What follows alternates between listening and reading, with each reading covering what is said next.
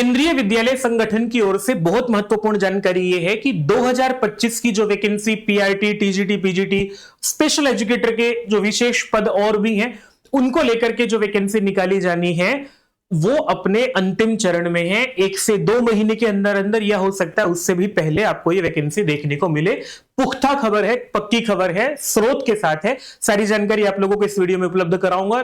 चयन प्रक्रिया किस तरह की रहेगी, किस विषय में कितने पद हो सकते हैं, उससे पहले प्रणाम निवेदित करता हूं। मेरा नाम है अवधेश विद्यालंकार। आप लोग जुड़े हैं अपनी संस्कृत पाठशाला से। इस चैनल को सब्सक्राइब जरूर कर लीजिएगा ताकि आप लोगों तक महत्वपूर्ण जानकारियां पहुंचती रहें। ये जो मैं आप लोगों के सामने भी वीडियो बना रहा हूं, इसका आधार क्या है? आधार है अशोक अग्रवाल जी। अशोक अग्रवाल जी के बारे में आप लोग जानते होंगे। स्पेशल एजुकेटर को लेकर के केंद्रीय विद्यालय को कोर्ट तक खींचना और कई बार केंद्रीय विद्यालय को लताड़ लगवा करके, इनको पूरा श्रेय जाना चाहिए इस वैकेंसी के आने में।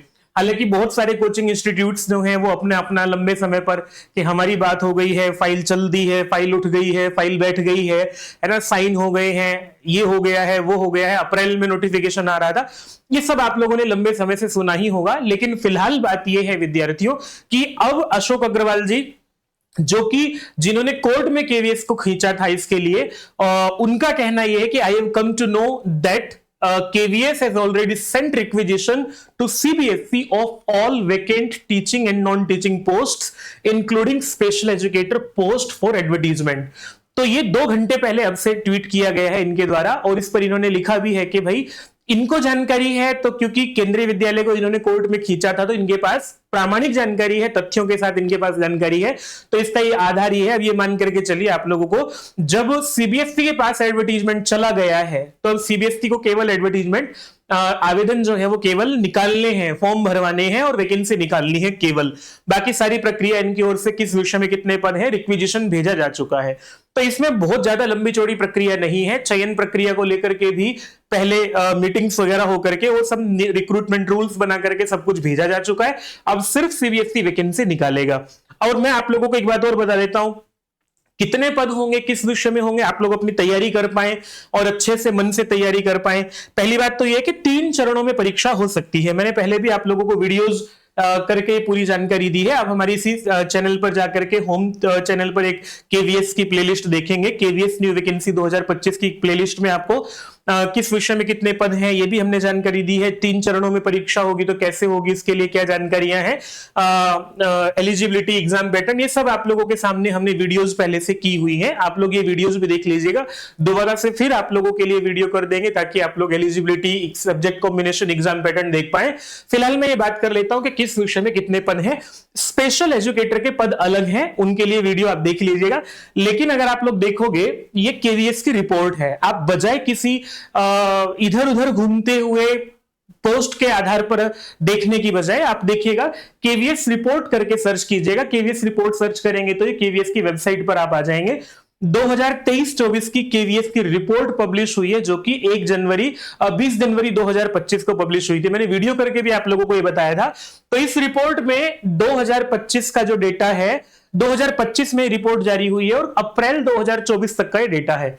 हो सकता है इसमें थोड़ी सीट्स और बढ़ के आए या जो भी हो, लेकिन आप लोग ये मान करके चलिएगा कि पदों को लेकर के जानकारी है। जैसे कि हिंदी में जो है वो 105 पद हैं पीजीटी के लिए, अभी मैं पीजीटी की बात कर लेता हूं। इंग्लिश में 138 पद हैं, इतिहास में 56 पद हैं, अर्थशास्त्र में जो है वो 113 पद हैं, 50 पद भूगोल में है, भौतिकी में 177 पद हैं, 155 पद हैं रसायन विज्ञान में, गणित में 129 पद हैं, 114 पद हैं जीव विज्ञान में, वाणिज्य में 61, कंप्यूटर विज्ञान में 105, बायोटेक्नोलॉजी में 4, कुल मिलाकर के 1207 पद हैं।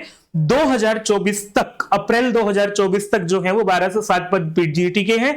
और टीजीटी के पदों को भी अगर आप लोग देखोगे तो हिंदी में 319 पद हैं, अंग्रेजी में 390, संस्कृत में 317, सामाजिक अध्ययन में 372, गणित में 428, विज्ञान में 264 और टीजीटी शारीरिक शिक्षा के जो है पद वो 76 पद हैं।